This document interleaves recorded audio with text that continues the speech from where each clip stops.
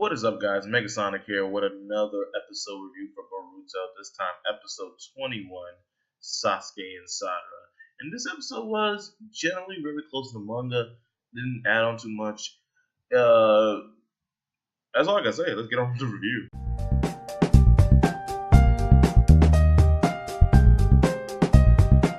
So this episode kind of starts out where it left off with Sasuke meeting Sarada, but before it hits that, it actually goes to Sakura and Shizune talking about the whole situation. And obviously, Sakura is worried about her daughter rushing off and that the question that she's asking. So they obviously tell her not to worry, that she needs to rest because she just fainted. But we know Sakura, even though we like to say she's useless, she's pretty damn powerful and useful in a fight. It's only if Kishimoto plans on using her. Anyway, let's get to what happened to Sasuke and Sarada. Sasuke nearly stabs and tries to hurt his daughter. And Sarada, screams out "Daddy," and it clicks in like, "Oh shit, this is my kid." And this really she starts explaining to Sasuke why is she there, and she explains to everyone that she explains to Sasuke that she's there because she wants to know about the woman in the photo, why it was with her mom, is her mom her real mom, and this and that and that. And here's the one thing about Sasuke: instead of just acting simply, "That's not your mother, Sakura's your mother," which the girl is asking for a simple answer to the question. Instead, Sasuke kind of just tells her, it's none of your business, which is the wrong thing to say, but that's how Sasuke is. He's very douchey, and not in a lovable way, more in a way of, "I don't want you in my business, back up, kid." And it pisses her off, and she runs off, kind of hurt, and I feel for Sarada. She's hurt because her father is being a douche. And which everyone kind of remarks "Jesus, man, you're a dick." Even Chojo goes, "Damn, man." Also, Chojo's little joke about her father is kind of getting old, and if you still are laughing at the jokes, then you're someone who enjoys her brand of comedy. Personally, it was annoying in the manga. It's getting annoying now. It dies out. So as the story continues, Naruto goes to console Sarada about her father. And Chocho tries to give Sasuke this bag of chips. I think she says cosmic flavor or something. Who knows? Chocho. We all know from the other episode that Chocho is very backdoor dealing with her chips. She gets them from the black market.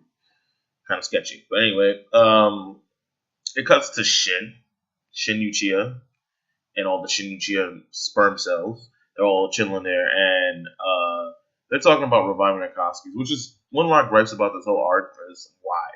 What do you gain from him to developing the Akatsuki again? What do you gain? There's just gonna be a bunch of Shin clones in your ranks, and a Shin clone can be easily taken out by someone like Shikamaru and Hinata.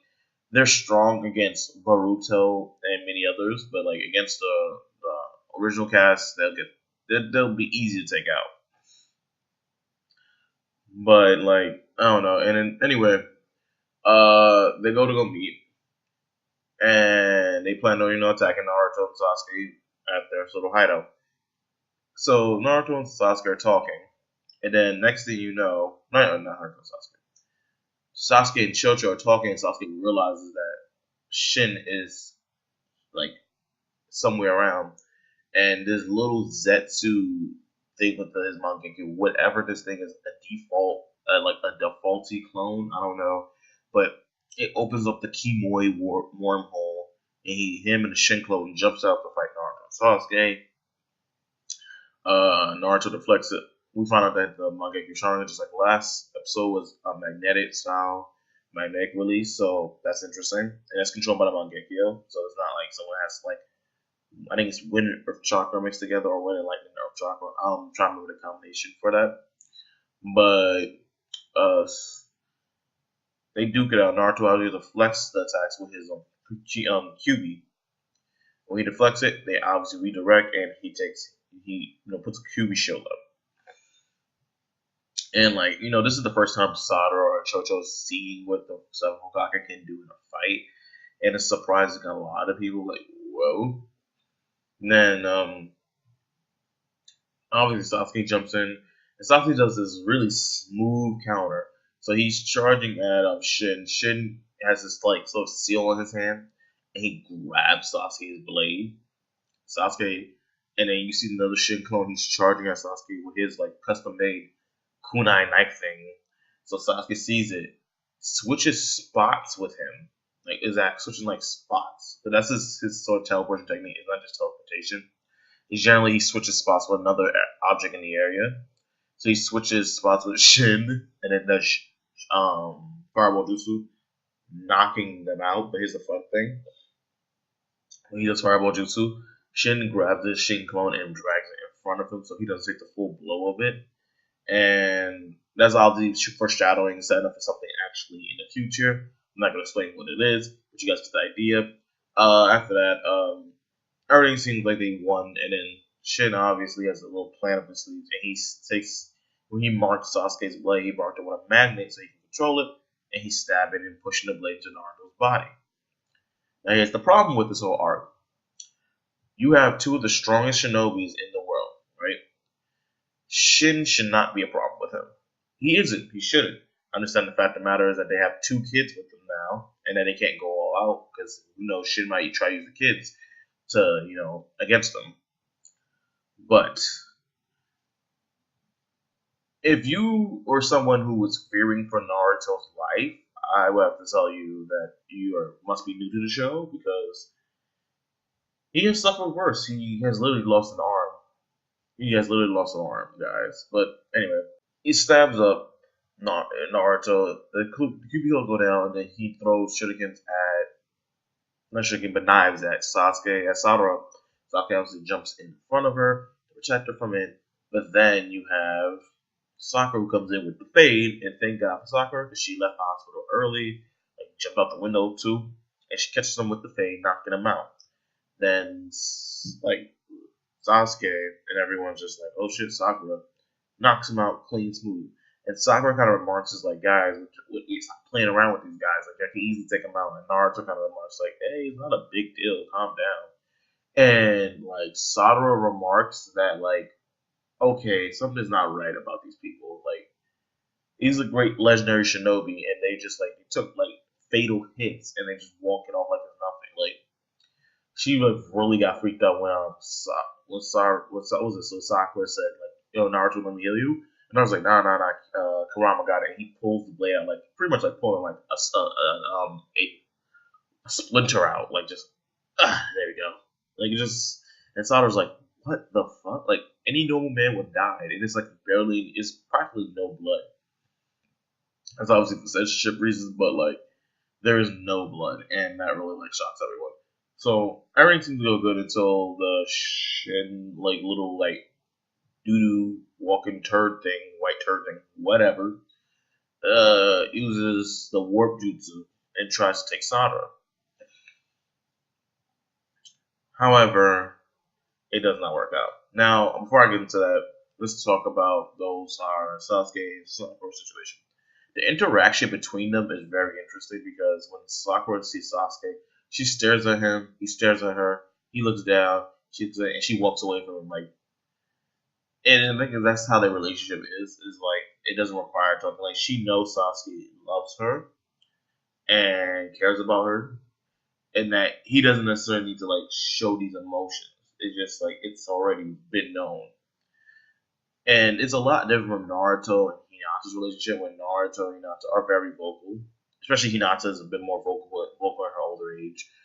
But generally, like, Sakura and Sasuke, I think they come to this understanding that they necessarily don't need to share words. They just know how to each other feeling.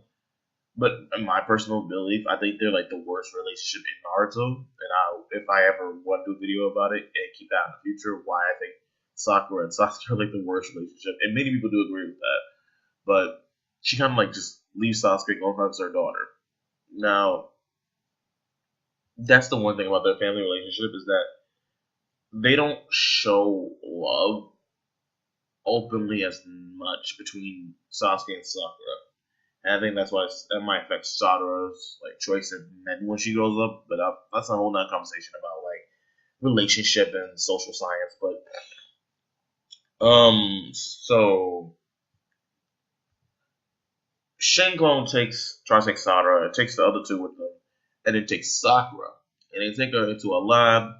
And I'm just sitting there like they got Shin clones around her, like, yeah, we're gonna stab you up. And I'm just like, Sakura could just end this arc right now and just start suplexing people. Like, it's not a problem. She could just easily suplex anybody walking down the street. Like, fun fact, one hit from her can actually destroy vital organs and burst them. And her full strength can burst vital organs. A punch in the gut, say goodbye to your gut because your gut doesn't exist anymore. Like, it's gonna be nothing left. It's gonna be just smithereens. And that's my issue with like this arc. It tries to like bring the stakes up, but I would love this arc to have been more for the kids. Like, I would love to have a team, let's say Chojo, Sadara, and probably like Naruto and Sasuke, but I want them to be separated a little bit. Like, they don't join up with Naruto and Sasuke, they kind of join up with their own thing while they're doing the same mission.